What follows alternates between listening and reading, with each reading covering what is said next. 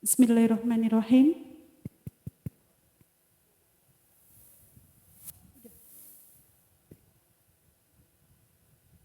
Assalamualaikum warahmatullahi wabarakatuh. Waalaikumsalam warahmatullahi wabarakatuh. Alhamdulillahirabbil alamin wa bihi nasta'in ala umurid dunya waddin wa ala alihi wa sahbihi ajmain amma ba'du. Alhamdulillah. Puji syukur atas kehadirat Allah Subhanahu wa taala karena dengan rahmat, ridho dan izinnya kita bisa berkumpul di sini, diberikan rezeki kesehatan untuk dapat belajar bersama, baik yang hadir di majelis Masjid Ar-Raudhah maupun peserta yang hadir di Zoom. Salawat serta salam semoga tetap tercurah kepada junjungan kita Nabi besar Muhammad sallallahu alaihi wasallam. Semoga kelak di yaumul akhir kita mendapatkan syafaat dari beliau. Baiklah, acara kajian siang ini dari kitab At-Taqrirat As-Sadidah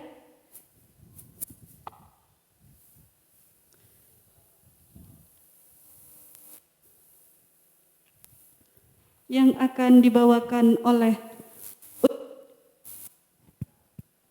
Ustadzah Dr. Ma'rifatul Mundijah MHI MPD dengan pertemuan kedua yang akan membahas tentang puasa. Hal-hal yang membatalkan puasa. Hal-hal yang akan membatalkan puasa. Diharapkan kepada audiens untuk menyiapkan alat tulis karena sebaik-baik kita adalah dengan mengikat ilmu dengan menulisnya. Selama 1 jam ke depan kita akan mendengarkan kajian dari beliau dan diharapkan apabila ada pertanyaan bisa menuliskan dulu di kolom chat atau yang hadir bisa merangkum dulu. Demikian pembuka. Sebelumnya kita buka acara ini dengan bacaan Bismillah bersama-sama. Bismillahirrahmanirrahim. Kepada Ustadzah kami persilahkan. Assalamualaikum warahmatullahi wabarakatuh. Bismillahirrahmanirrahim. Alhamdulillahirabbil alamin. Allahumma shalli ala sayyidina Muhammad wa ala ali sayyidina Muhammad ila hadratin Nabil Mustafa Muhammadin sallallahu alaihi wasallam wa ala alihi wa azwajihi wa dhurriyyatihi wa ila jamil anbiya'i wal mursalin wa sahabati wat tabi'in at-tabi'in wal awliya'i wal ulama'i sholihin wa jamil malaikatil muqarrabin wa ila jami' masyayikhina wa asatidina al ahya'i minhum wal amwat wa ila jamil musannifin wa ila ahlu hadal majlis khassah wa liman yastami'una fi hadan nahar bisiri asraril fatihah.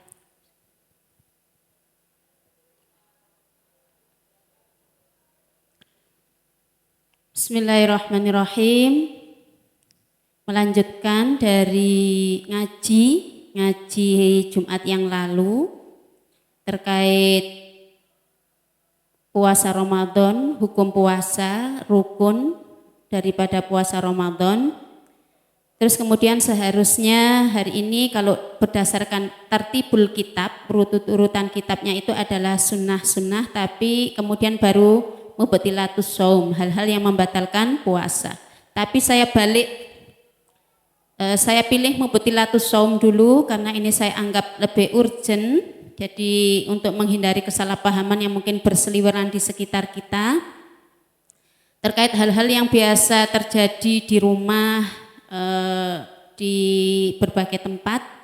Tapi sebelum itu saya akan menjawab beberapa pertanyaan yang masuk, yaitu diantaranya ini ada pertanyaan yang menanyakan tentang qadha sholat yang terlewat. Jadi kasusnya, ini saya baca saja kasusnya sesuai dengan bahasa yang disampaikan, nggih, enggak apa-apa nggih. Mbak, ini saya mau tanya begitu, pas wis manjing sholat tapi keburu haid. Kemudian dia haidnya itu Rabu jam 1 siang, pas mau wudhu sholat duhur. Terus kemudian dia sudah bersih pada pagi. Ini sebenarnya dia tidak terkait dengan haidnya, tapi mau suci, mau berhenti masa menstruasinya.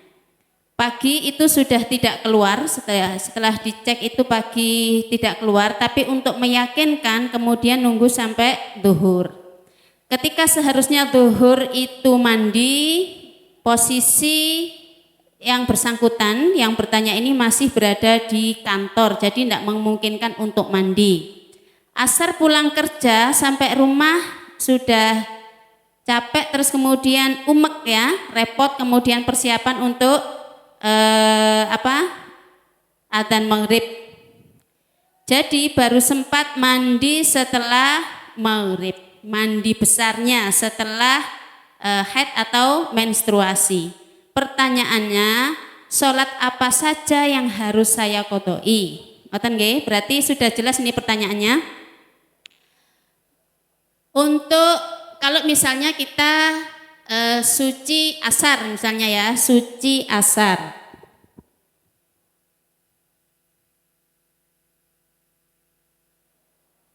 Oke, baik.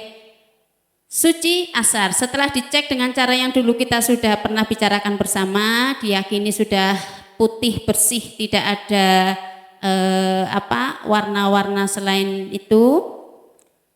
Terus kemudian atau kondisi tertentu bagi orang yang seringkali keputihan sehingga tidak bisa putih, maka andaikan dicek kemudian masih muncul warna yang tidak putih 100%, itu sudah dihitung suci dalam kondisi-kondisi tertentu tadi. Kemudian dia asar suci, keramas ya.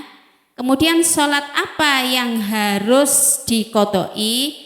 Jika sucinya asar, maka nanti duhur itu diqodoi. Okay. Jadi nanti dia sholat qodok duhur. Karena apa? Diyakini sebenarnya itu juga sudah suci, tapi kita ngeceknya bisa jadi terlambat gitu nggih. Kalau kita sucinya isya, berarti nanti yang diqodok adalah maghrib. Jadi sholat yang satu rangkaian duhur, asar, maghrib, isya. Kalau kayak yang bertanya tadi, berarti yang diqodok sholat apa? Karena dia mandi besarnya adalah setelah maghrib, yang diqodok adalah pasti sholat duhur, kemudian sholat asar, itu niat qodok. Untuk maghribnya, kalau ketika selesai mandi masih nututi waktu maghrib, berarti sholat maghrib adak biasa. Kalau ternyata begitu mandi selesai ternyata adzan isya, maka sholat yang diqodoi adalah duhur, asar, maghrib, dan isya-nya ada sholat biasa. Nanti yang bertanya bisa melihat tayangan hari ini, gitu nggih. Kemudian yang kedua, yang ditanyakan adalah, kalau di sini lucu ini, mikum kakak cantik, maksudnya assalamualaikum kakak cantik. Ini kayaknya yang dipanggil kakak cantik ini adalah penanggung jawab dari acara ini Mbak Nu ya. Adik lagi galau, katanya niat itu dalam hati, kudu terklik di hati, kata kakak.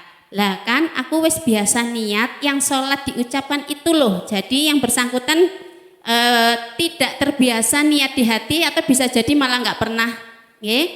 Dia seringkali niatnya adalah yang diucapkan di lisan seperti umumnya yang dilakukan orang-orang usolli fardhu duhri, begitu, usolli fardhu asri. Semacam ya rutinitas, apalagi pas teraweh, dah nggak fokus ma badan, ma fokus ma hati. Jadi antara badan dan hati itu sulit disatukan. Sulit kakak, pokoknya wes tak baca gitu loh. Itu piye hukumnya kak? Masa sholatku nggak sah? Baik, saya akan menyampaikan. Pertama, niat itu apa sih?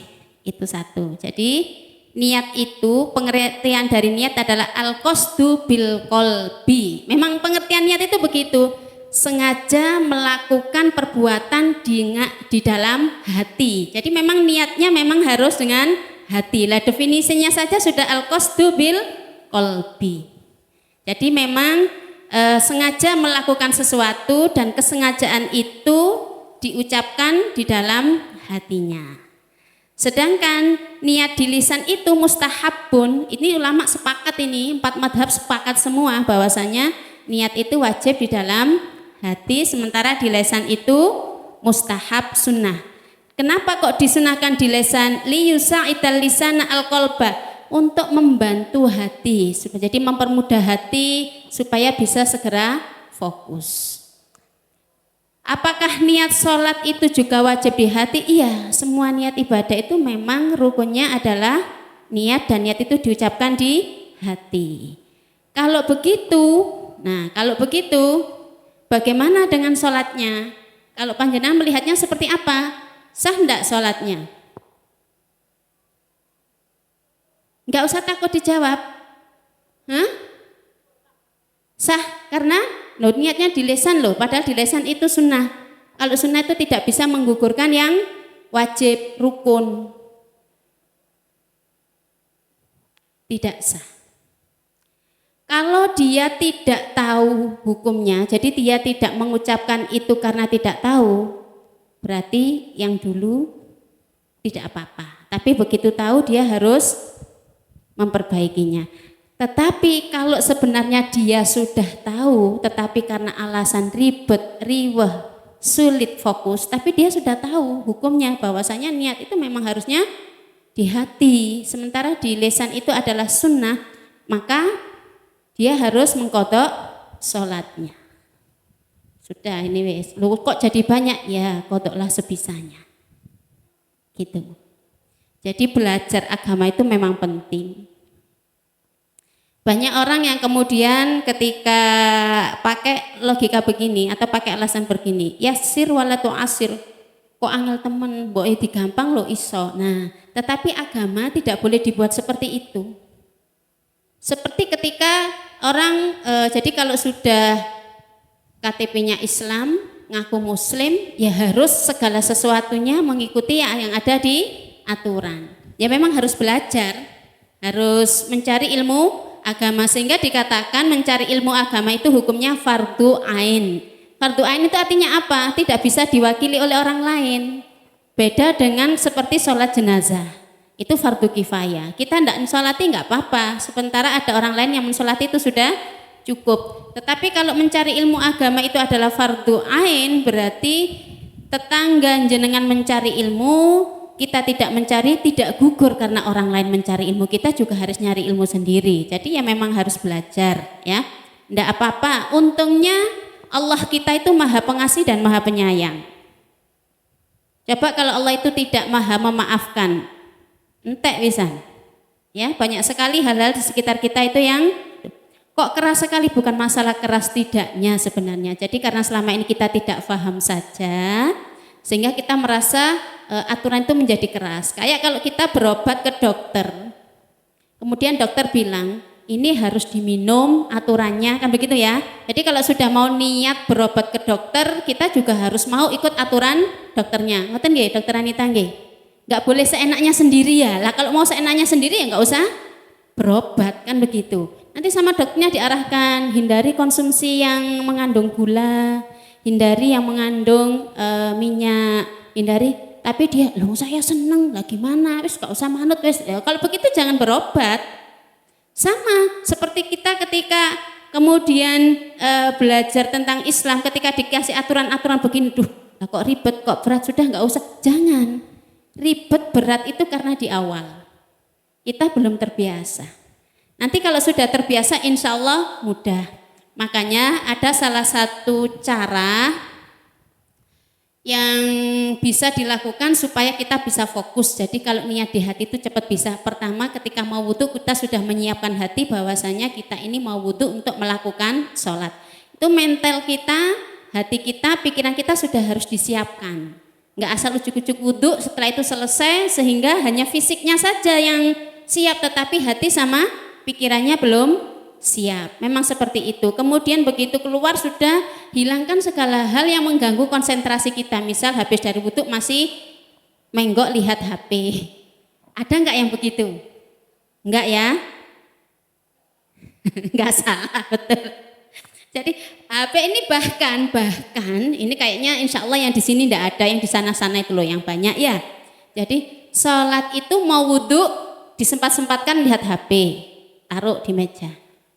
Selesai wudhu lihat lagi lah, 1 geseran, 2 geseran, 3 geseran gitu ya, 1 grup, 2 grup gitu. Kadang disempatkan membalas sedikit, kemudian sholat. Begitu sudah pakai mukena terdengar tikdut. Nah, ini telinga ini gemes ini rasanya kalau nggak dilihat, penasaran kira-kira balasannya apa. Masih nyempatkan nyuruh anaknya, Dek atau Nduk tolong ambil HP ini ibu, ambil HP ini ayah. Itu sudah pakai mukena. Bagaimana bisa fokus kalau segala hal yang menjadi penyebab kehilangnya fokus itu dilakukan semua. Bahkan kadang karena sudah terlanjur janji dengan temannya, HP itu ditaruh di dekat sajadah meskipun itu dibalik. Jadi fokus kemana kira-kira hati dan pikirannya? Nah, itu yang bikin kemudian sholat sehingga apa, ketika Fatihah pikiran kemana-mana, ketika sujud baca Fatihah. Pernah?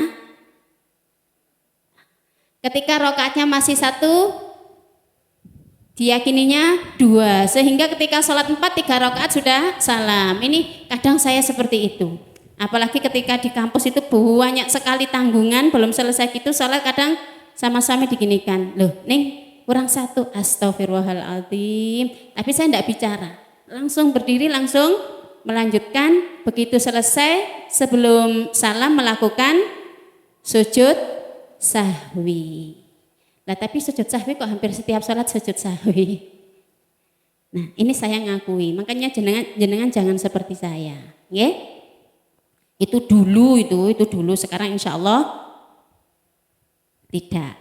Itu berarti tadi jawabannya itu nggih. Jadi kalau memang selama ini niatnya hanya di mulut karena itu sunnah dan baru tahu, enggak apa-apa, diperbaiki. Mulai nanti sholat asar difokuskan usolli fardhol asri arba'a raka'atin mustaqbilal kiblati makmuman lillahi ta'ala. Kemudian di hati berbahasa Arab boleh, tidak berbahasa Arab boleh. Kalau tidak berbahasa Arab panjang, saya niat sholat fardu asar 4 rakaat. Yang penting 3 itu katut. 1, saya niat sholat fardu asar. Sudah, sisanya tanpa menyebutkan 4, tanpa menyebutkan itu enggak apa-apa. Yang penting 3 itu katut. Ya, oke. Jadi cepat, saya niat sholat fardu asar lillahi ta'ala. Selesai. Jadi enggak ada alasan untuk itu. Oke. Terus kemudian saya juga dapat pertanyaan, jadi saya campur sekalian, tapi tidak di grup japri. Kenapa di setiap perbuatan itu selalu harus ada niat? Pertanyaannya seperti itu. Maka saya jawab, kenapa harus ada niat? Karena niat itulah yang membedakan antara tradisi sama ibadah. Makan itu kebiasaan, ya kan? Tetapi kalau kemudian makannya itu diniati supaya saya kuat, nanti seharian bekerja itu supaya tidak capek, beda sudah nilainya. Sama-sama makan tapi nilainya beda. Sama-sama tidak makan nilainya beda. 1 diet asal tidak makan, satunya diniati puasa. Antara mandi keramas biasa dengan mandi besar itu sama. Tetapi yang membedakan apa? Niatnya.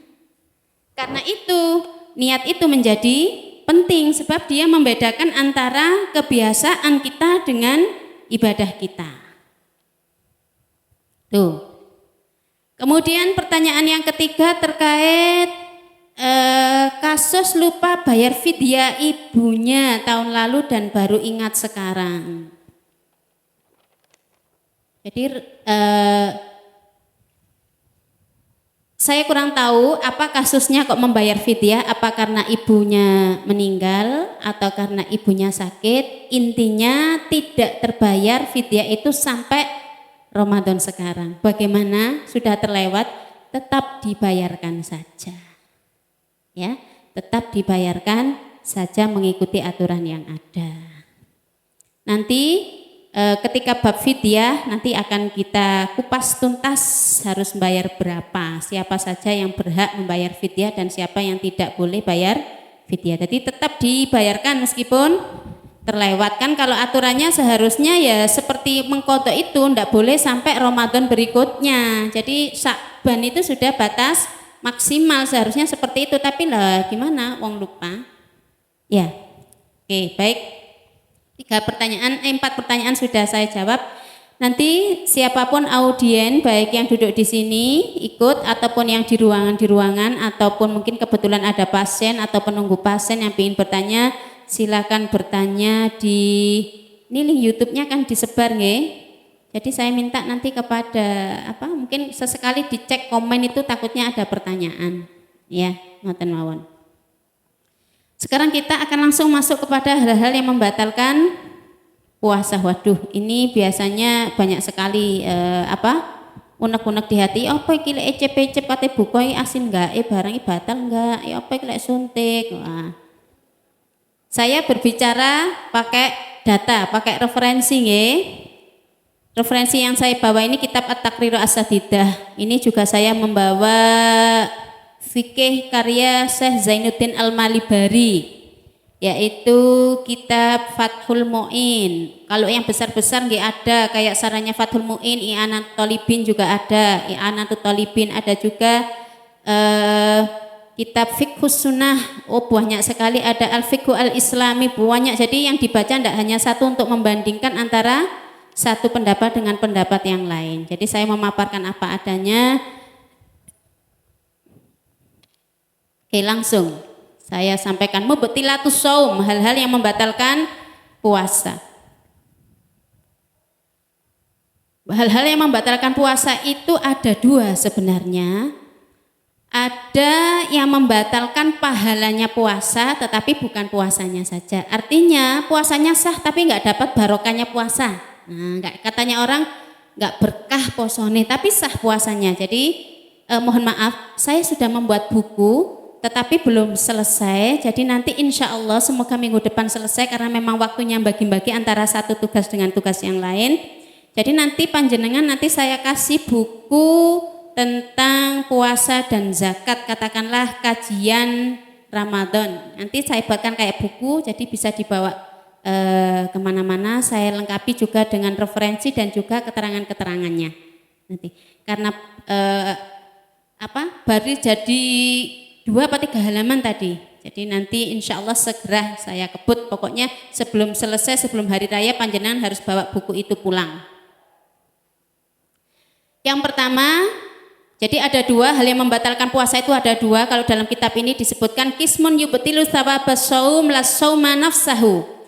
Yang pertama adalah membatalkan pahalanya puasa tapi tidak puasanya. Artinya puasanya sah tapi pahalanya saja yang tidak dapat. Ini yang kemudian sering kita dengar istilahnya untuk barokai posoh, tidak mendapatkan barokahnya puasa. Untuk yang ini tidak wajib mengqadha. Tidak wajib qadha, ya. Kemudian yang kedua, yubtilus shaum. Jadi puasanya batal, pahalanya juga enggak dapat. Ingkana bi ghairi udrin, jika ini dilakukan tanpa adanya udzur syar'i. Untuk yang kedua ini, yang puasanya sendiri memang ibadahnya itu batal, maka wajib mengqadha. Yang pertama, hal-hal yang membatalkan puasa tapi pahalanya saja yang nanti hangus ya, tapi puasanya sah adalah ghibah, rasan-rasan. Aduh. Kayaknya rasan-rasan itu sekarang sudah jadi isu nasional ya. Bagaimana tidak, kita tidak hanya merasani menggibahi orang terdekat kita, tapi kita juga bahkan menggibahi orang-orang yang kita tidak kenal. Ikut-ikut komen, ikut-ikut mencaci maki. Gimana, apa hubungannya, gimana mau minta maaf ke Pak Jokowi ini? Ya. Bagaimana ini mau minta maaf kepada paslon-paslon ini yang selama musim pemilu kemarin habis kita kupas tuntas. Iya kan? Nah ini karena pas bulan Ramadan berhenti. Kita harus hentikan bukan karena bulan Ramadannya, tapi karena memang itu dilarang. Jadi ngawalinya dari bulan Ramadan ini, nanti seterusnya hilangkan tradisi, kita harus berusaha menghilangkan tradisi bergosip. Jadi kalau ada itu di kalangan remaja itu hashtag gosip itu asik, hashtag loh. Jadi ini ada yang ngikuti, pengikutnya banyak ternyata. Saya tanya ke mahasiswa saya, itu kamu dapat tuh sudah saat ini sudah banyak itu di Twitter, hashtagnya apa itu? Gosip itu asik. Nah, sekarang kita buat hashtag, kita majelis kita buat hashtag ya. Gosip itu hangus. Hibah ya. Kemudian an-namimah 2, mengadu domba. Yang ketiga al-kadibu, berdusta. Berdusta itu kalau menurut saya enggak ada istilah berdusta skala kecil, berdusta skala besar, semua dusta itu besar karena sekecil apapun akan menjadi besar efeknya. Jadi ya sudah, mana enggak ada al-kadibus shogir, enggak ada al-kadibul kabir kalau bagi saya. Semua kadib sekecil apapun tetap dusta ya, berbohong. Kemudian melihat yang bukan mahram ya, kalau ibu-ibu berarti melihat bapak-bapak, kalau bapak-bapak melihat ibu-ibu. Melihat, saya setiap hari ini ketemu pasien, ketemu itu lah ya, kita juga harus bisa memilah, melihat yang seperti apa yang bisa menggugurkan pahala puasa, ya kan? Yang bisa memicu atau memungkinkan munculnya syahwat di dalam hati itu. Ini kayak kita ini insya Allah nggak ada syahwat-syahwatan, sudah syahwatnya ada di rumah ya. Nah, kelihatan bapaknya anak-anak itu wajahnya kebawa kemana-mana, sehingga nggak ada masuk satupun. Kemudian berkata jelek, semua hal yang perkataan-perkataan buruk itu semua akan menyebabkan kita kehilangan pahala ataupun barokahnya puasa. Jadi ya syukur-syukur kalau kita itu tipikal orang yang lincah, ceria, ketika mengingatkan itu yang diingatkan tidak sakit hati. Kalau orang pendiam, nggak pernah mengingatkan teman, begitu mengingatkan seringkali yang diingatkan Jadi kalau sudah gosip di grup itu enggak tahu, biasanya siapa yang bagian mengingatkan begitu? Ada enggak? Mandek gimana bahasanya kalau mengingatkan? Oke, baik, sekarang langsung masuk kepada hal-hal yang membatalkan puasa. Memang puasanya bukan hanya pahalanya saja tapi puasanya. Ini oke. Yang pertama ar-riddatu murtad. Murtad itu berarti keluar dari Islam dengan sengaja, ya kan? Kalau dipaksa tidak masuk kategori mubtilatus shalah atau mufattirat, membatalkan puasa. Meskipun jadi murtad dengan sengaja, meskipun sedetik loh ya. Jadi nggak ada batasannya. Walau lahdo itu berarti hitungan yang paling sedikit. Jadi kalau kita mengatakan lahdotan itu sekejap mata, tapi sudah ada niat itu sudah membatalkan puasanya. Ya. Sedetik terus kemudian langsung dapat hidayah lagi, masuk Islam lagi, puasanya sudah terhitung batal, tapi dia tetap meneruskan puasanya nanti di luar Ramadan dikodok. Yang kedua al-mufattir as-sani, yang bisa membatalkan puasa adalah al-haidu haid wan nifasu nifas wal wiladatu dan wiladah. Wiladah itu adalah keluarnya darah bersamaan dengan proses persalinan. Sementara kalau nifas, darah yang keluar setelah bayi lahir. Nah, ini itu batal. Meskipun kita ahli ibadah ya tetap batal. Sayang gini, nggak usah, itu memang sudah syariatnya, dan bahkan kalau kita terus puasa enggak boleh. Berikutnya adalah nomor 3 al-jununu, gila. Walau lahdotan. Nah, ini semuanya dikasih keterangan lahdoh. Artinya sebentar apapun waktunya, gila itu sudah menyebabkan orang yang berpuasa menjadi batal puasanya. Yang keempat al-ilma'u was-sukru. Pingsan, hilang kesadaran. Untuk ini melihat waktunya. Jadi pingsan, kehilangan kesadaran atau koma, jika Jika waktu pingsannya, hilang kesadarannya itu lebih panjang waktunya daripada sadarnya, maka puasanya batal. Batal.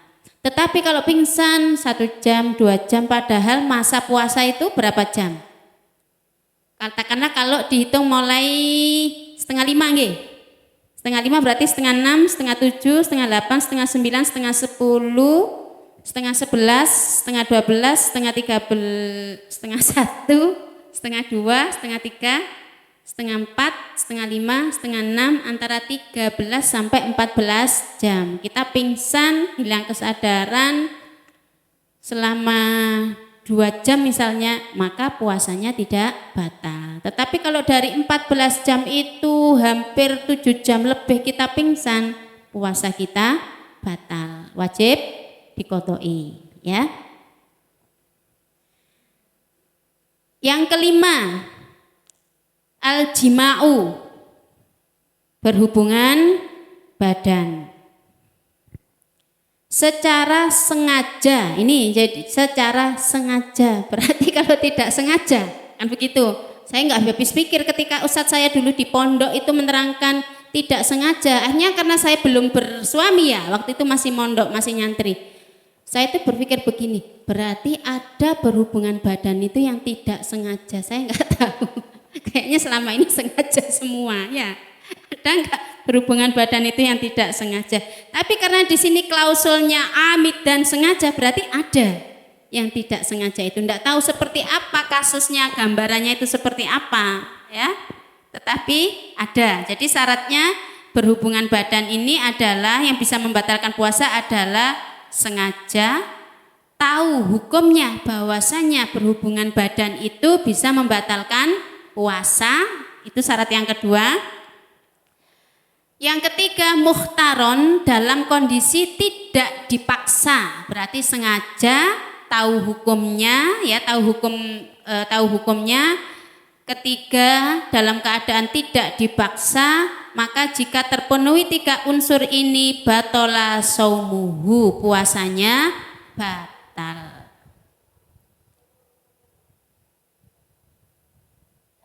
Kalau misalnya hubungan badannya di malam hari, batal enggak puasanya?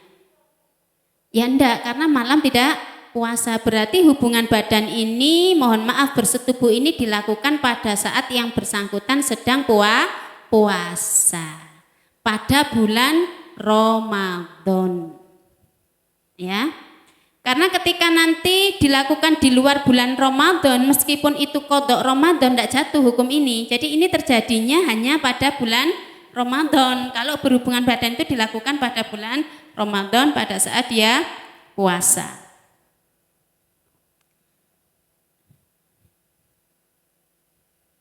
Kalau sudah begitu berarti orang yang seperti ini, 1, dia terkena dosa. 2, dia wujubul imsak.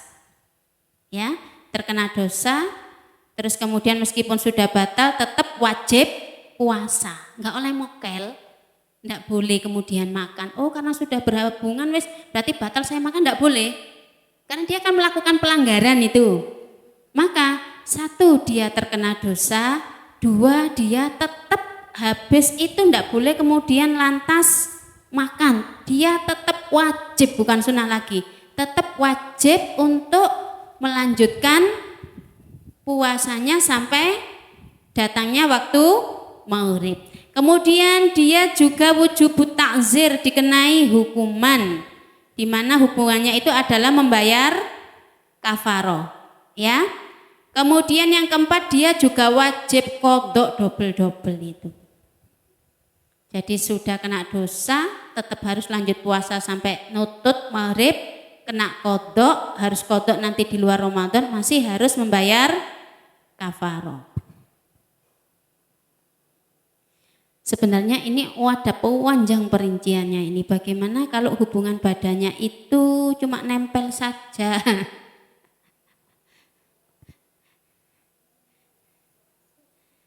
Enggak masuk, cuma intip-intip saja katanya begitu, ya.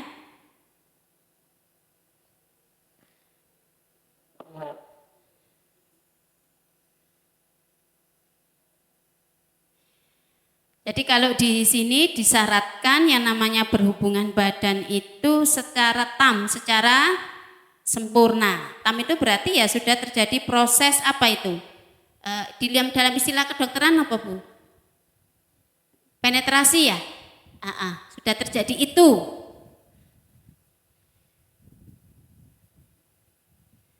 Jadi sudah terjadi penetrasi.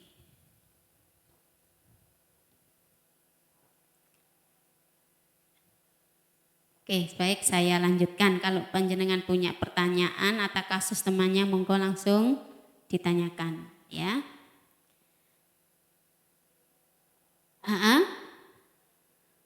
Di akhir, baik saya lanjutkan.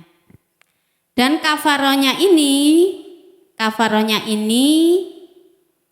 ada secara berurutan ya. Jadi kalau nggak bisa satunya, nggak bisa satunya, nggak bisa satunya seperti itu. Tingkat yang pertama adalah membebaskan budak.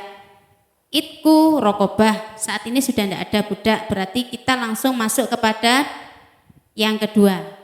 Siamu syahraini mutatabi'aini, puasa 2 bulan berturut-turut. Terusan, ya. Jadi kalau misalnya ada 1 hari kemudian dia nggak puasa, harus ngulang lagi. Kok mempersulit? Memang tujuannya untuk membuat efek jera, memang tujuannya. Jadi terkesan mempersulit supaya dia jera. Kenapa nggak bisa menahan diri? Wong ya cuma setengah hari, 1 hari kan nggak lama ya, kan begitu. Biar nggak jadi kebiasaan. Kalau puasa 2 bulan berturut-turut ini tidak mampu, tidak kuat, maka dikasih pilihan ketiga, it'amu sittina miskinan. Memberi makan 60 orang miskin. Likulli miskinin muddun. Setiap orang miskin dikasih 1 mud. Ya, dikasih 1 mud. Ada beberapa perbedaan pendapat terkait mud ini, ya. Ada yang mengatakan 7 ons, 6 sampai 8 ons, ya.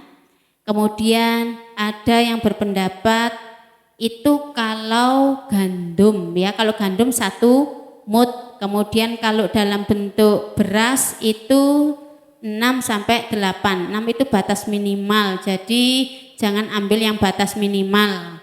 Ambillah 7 sampai 8 ons itu. Tapi ada pendapat yang mengatakan kalau dalam bentuk beras, ya, kalau dalam bentuk beras itu hitungannya tidak ons, tetapi hitungannya menjadi 1,5 kilo, 1,5 kilo.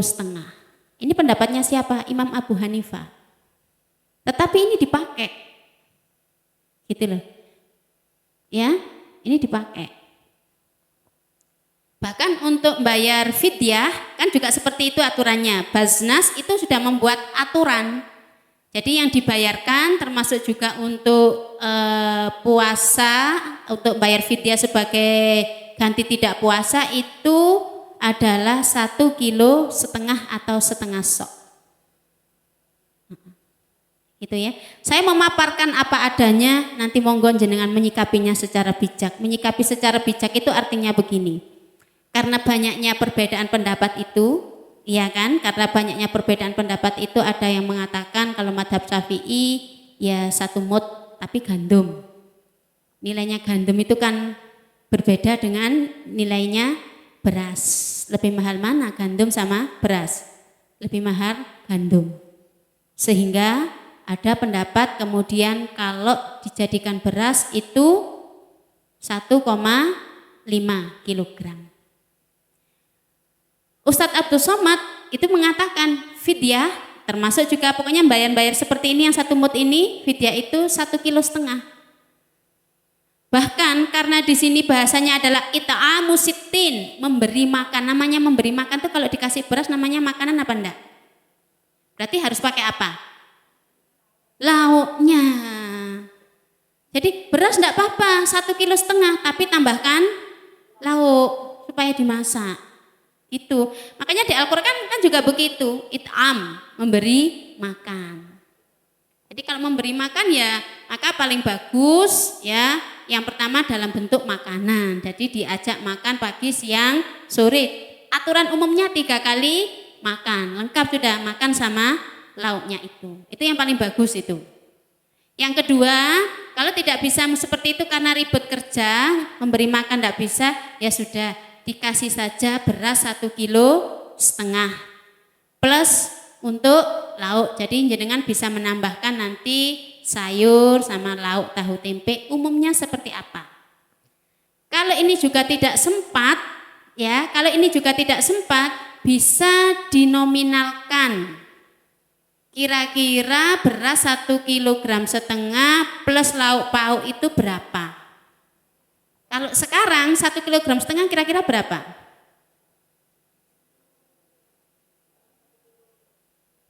1,17 kilo. Berarti 1,5 kilo 2,5 plus lauk pauk untuk sehari masak.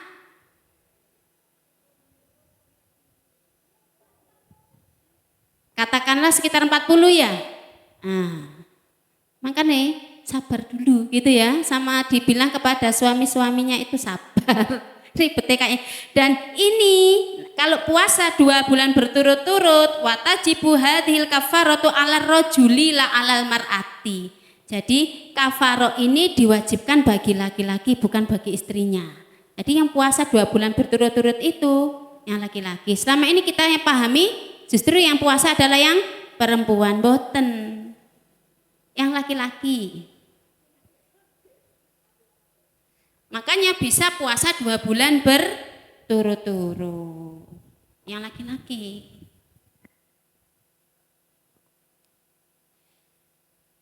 Kalau memang sehingga kemudian ada yang mengambil jalan tengah begini. Kalau tidak mampu ya ambil limit yang tadi itu, yang 7 sampai 8 ons itu. Ya, ada yang begitu. Tetapi di beberapa kitab yang saya baca dan juga Baznas itu sudah menentukan malah 1,5 kilo. Ya. Terus kemudian kalau berupa uang ini untuk live untuk Jakarta bahkan 60.000, ditetapkan 60.000 untuk wilayah Jakarta. Ya. Ustadz Abdul Samad sendiri mengatakan di beberapa channelnya itu 1,5 kilo plus lauknya. Nah itu, oh namanya it'am, memberi makan. Lek dikasih beras itu namanya nggak ngasih makan. Nah ini yang kadang selama ini banyak tidak dimengerti oleh banyak orang sehingga banyak orang juga yang sebenarnya melakukan ini tapi karena enggak tahu jadi enggak gitu. Jadi sayang. Sehingga kenapa ada hadis itu yang ada cerita ya bahwasanya ada orang ahli ibadah tidur, ya kan, ahli ibadah tidur, setan enggak takut. Begitu ada orang alim tidur, setannya takut. Nah, kenapa? Ya itu pentingnya ilmu, itu penting di situ. Jadi rajin ibadah enggak dielmoni, enggak dapat apa-apa. Pokoknya puasa enggak taunya ternyata niatnya keliru, banyak pelanggaran yang dilakukan, tuh kan eman-eman. Sholatnya full, bahkan sholat sunnahnya rajin, rawatibnya, duha, tahajud, tapi niatnya saja sudah salah. Nah, itu kan sayang. Makanya kenapa setan lebih takut kepada orang yang mengerti ahli ilmu daripada orang yang ahli ibadah. Nah, ini kita bisa berdakwah. Terlepas nanti orang itu mau menerima tidak, itu sudah nanti kembali kepada individu masing-masing. Ketika orang merasa kok berat sekali aturannya, ya memang aturannya seperti itu. Ya. Jadi kalau kita mau pilih sekolah, di sini ada sekolah swasta dengan uang masuk sekian puluh juta. Yang satunya juga begitu, satunya begitu dengan membawa fasilitasnya masing-masing. Kalau kemudian kita ingin dapat fasilitas yang istimewa, ya yang harganya 10 juta.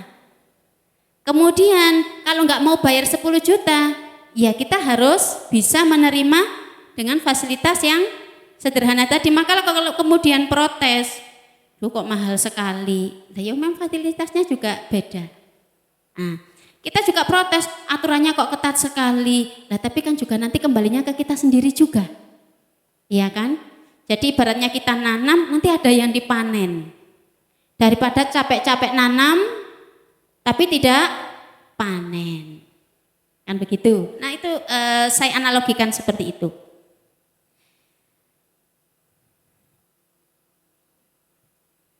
Karena memang agak berat, jadi dikasih keringanan membayarnya ketika dia mampu. Ya, dia mampu. Jadi 60 orang fakir miskin itu apakah jumlahnya harus 60? Tidak. Jadi dikasihkan kepada 1-2 orang, yang penting sejumlah 60.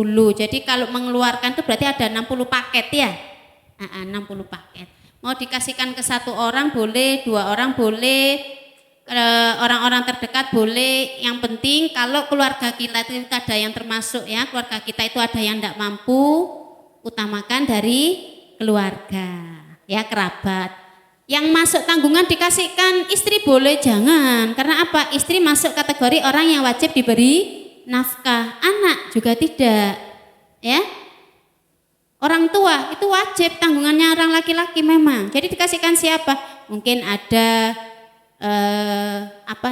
saudaranya dia, adiknya lah mungkin yang ekonominya belum mapan, atau mungkin ya yang dekat-dekat dulu secara hubungan darah, kemudian habis itu yang dekat secara hubungan tempat, belakang, samping, nah itu diutamakan ya.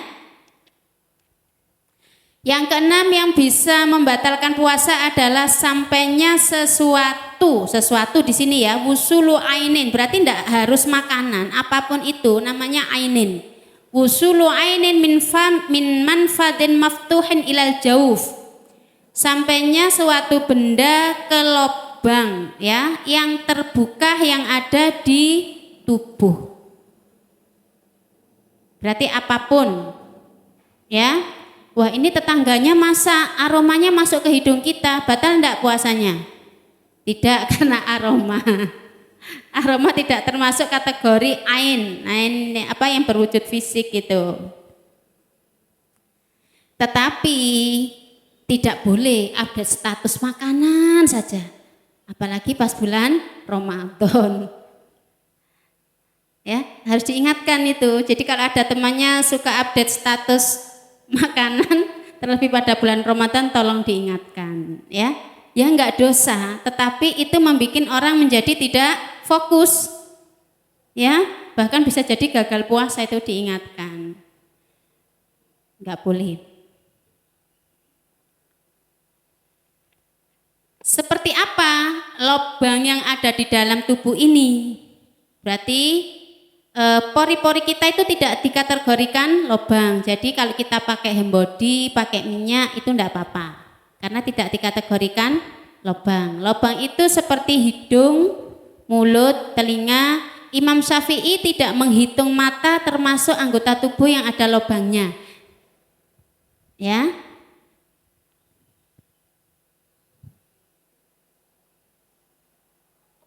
Mata tidak termasuk, tetapi selain itu masuk jalan depan, jalan belakang itu masuk semua.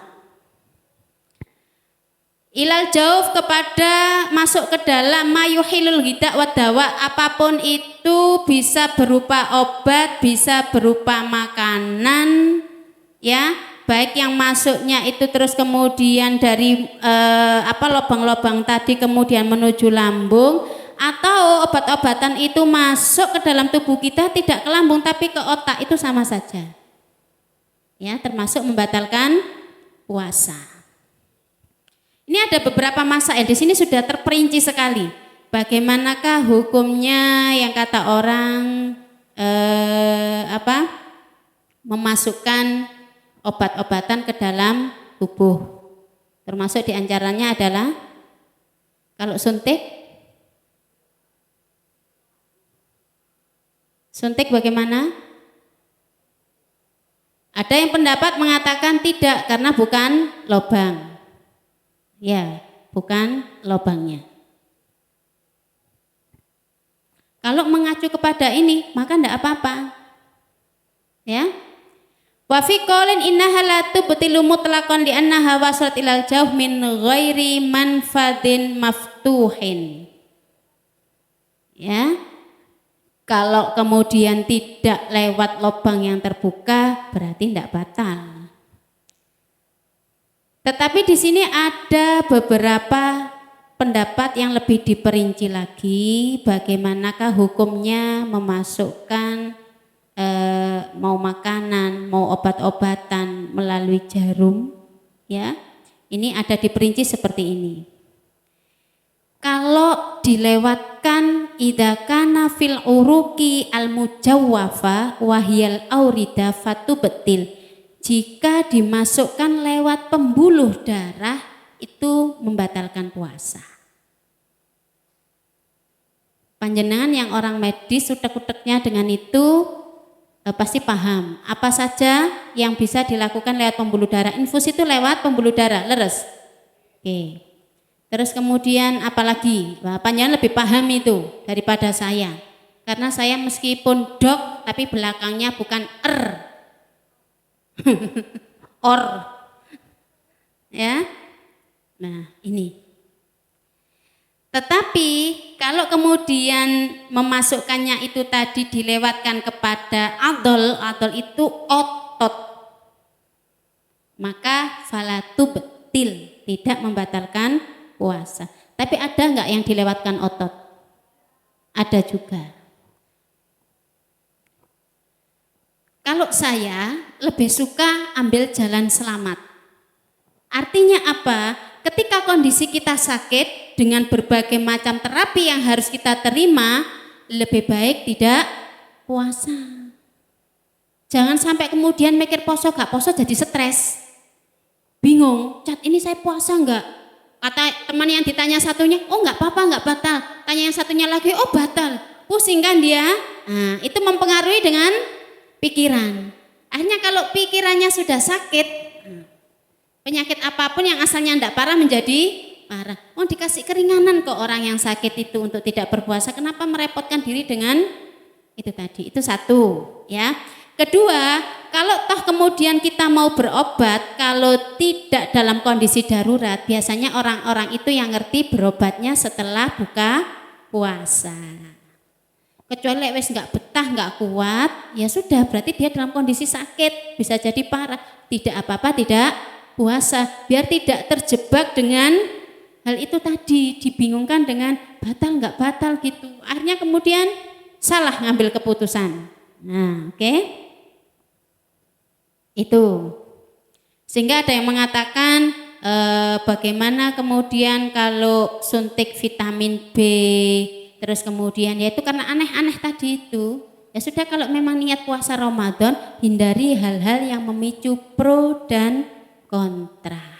Oh niati puasa ya nggak usah pakai suntik kecantikan, suntiknya nanti saja setelah Id atau sebelum Ramadan sekalian. Kan meskipun tidak suntik kecantikan tidak membuat kita sekarat kan? Tetapi itu kadang ada yang seperti itu, ya.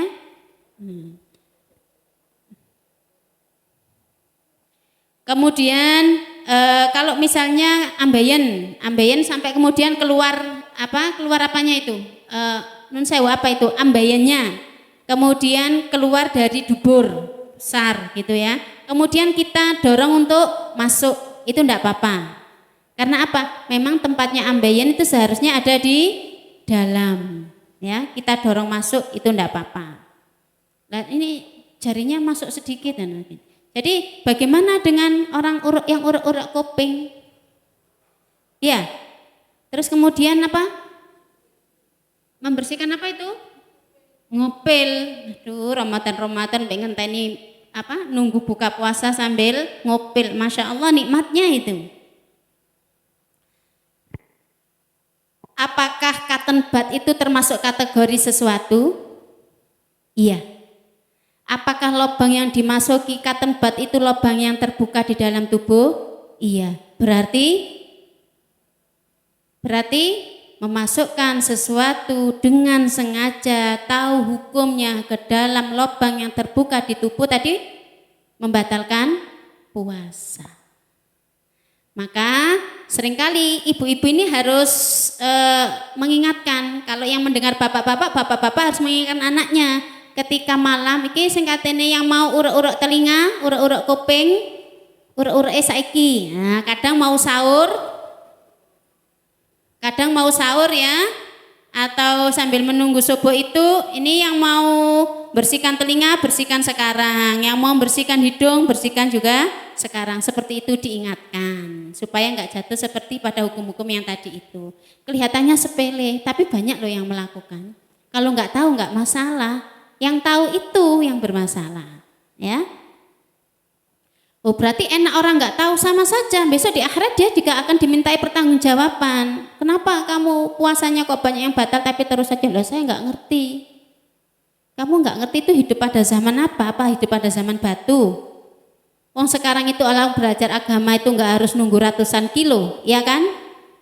Dengan hanya duduk, bermodalkan wifi, bermodalkan paket, bisa mencari channel-channel yang bagus, ustadz-ustadz yang kredibel. Itu satu. Kalau suka browsing di internet bisa download buku-buku agama gratis, ya kan? PDF itu bisa. Bahkan kalau bisa mendatangkan guru les ke rumah untuk anaknya, untuk mengajarkan mata pelajaran umum, kenapa tidak bisa mendatangkan guru agama untuk ngelesi satu keluarga? Sama-sama 1 bulan katakanlah kalau manggil guru umum untuk ngelesi bahasa Inggris, matematika, fisika itu bayar 500.000 misalnya. Untuk 1 orang anaknya saja, manfaatnya kembali kepada 1 orang.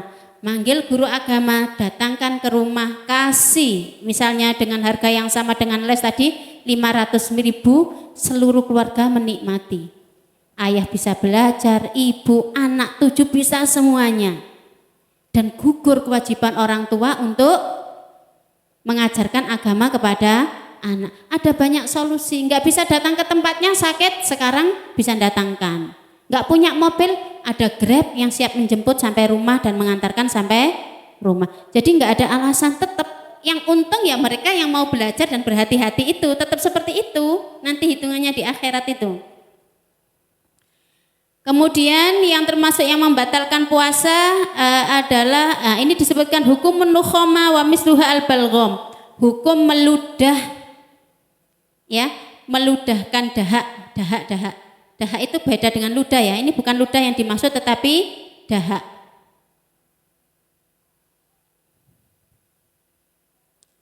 Biasanya ini orang yang batuk ya. Oke, bagaimana hukumnya dahak kalau ditelan kembali? Batal enggak puasanya? Bukan ludah loh ya, ini dahak. Nanti ludah ada sendiri. Di sini dikatakan kalau dahak tadi itu sudah sempat keluar, sudah melewati batas huruf kha, sudah melewati di sini makhraju harfil kha wa haddul batin, batas luar yaitu melewati huruf kha, maka batal puasa kita. Jadi kalau kita bilang kha itu berarti ada di ujung tenggorokan, ya. Kalau ludahnya sudah sempat keluar sedikit dari ujung tenggorokan itu kemudian kita telan, batal puasanya. Tapi kalau masih di pangkal tenggorokan ini agak dalam, kan yang bisa merasakan yang bersangkutan ya.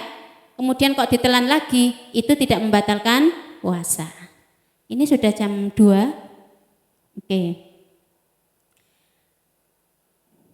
Kemudian hukum menelan ludah. Nah, ini yang sering ini apalagi bulan puasa. Bagaimana hukumnya menelan ludah? Hukmu ibtila irriki la yufattiru lima syaqqatin al-ihtiraz, ya. Oke, untuk ludah jika tidak bercampur dengan makanan, tidak bercampur dengan darah, kemudian panjenengan menelannya, area sini tidak apa-apa. Oh, nggak ada darahnya, tapi ketika habis sahur tadi itu nggak sempat atau cuci mulutnya nggak bersih sehingga ada sisa-sisa nasi yang yang tertelan. Nah itu yang berbahaya. Padahal tahu meskipun saupo nggak boleh, ya. Apalagi kalau kemudian mendekati buka puasa habis zuhur itu produksi ludah kita itu melimpah. Apalagi kalau goreng-goreng ikan asin sambal, wah ini juga nggak boleh. Ini saya ngomong hal-hal yang memicu kita untuk ya, oke, baik sampai di sini dulu. Nanti jika ada pertanyaan bisa langsung disampaikan di grup atau lewat channelnya Masjid Ar-Raudhah ini, atau yang di sini ada yang mau ditanyakan? Kalau tidak ada, ini sudah jam 2, mungkin Mbak Nu silakan. Baik, demikian tadi pemaparan dari Ustazah. Ya, Diperkenankan dipanggil bagi Ustazah yang ingin- Makrifah saja, enggak panjang-panjang, enggak usah pakai gelar, enggak usah pakai apapun. Siap. Bagi yang mau bertanya, dipersilakan menggunakan fitur raise hand untuk yang di Zoom. Yang di masjid, mungkin ada pertanyaan? Oh, tidak ada. Tapi kalau ludahnya sudah sempat ini, di bibir ini terus ditelan lagi, itu yang tidak boleh. Nah, kata diidokno, terus kemudian sudah di ujung sini, sudah melewati ini, bibir ini, merah ini, enggak keluar, tapi sana ning kene, kemudian nyari tempat, enggak ada tempat meludah, ditelan, itu yang enggak boleh. Jadi kalau masih dia bertempat tinggal di rumahnya sendiri, belum keluar ke rumah tetangganya, ludahnya, enggak apa-apa. Ya? Gitu ya, jangan sampai ke tetangga dulu berarti. Nanti kalau bingung bisa lihat itu channel ini silakan di-share kemanapun, kita tidak bisa menjelaskan misalnya, aduh saya menjelaskannya itu riwah, sudah sama tak kirimi, tak share saja, sudah jangan berpikir orangnya itu melihat nggak melihat. Yang penting kita menggugurkan kewajiban kita menyampaikan ilmu, share saja sebanyak-banyaknya, ya.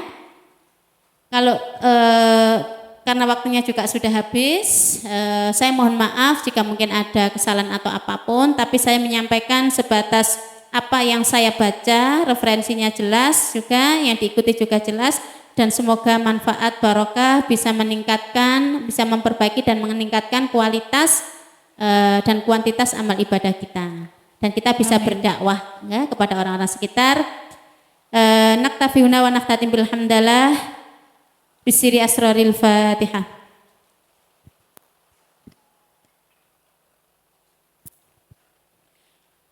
Wallahu a'lam bishawab, wabillahi taufiq wal hidayah, wabiridha wal inayah. Wassalamualaikum warahmatullahi wabarakatuh.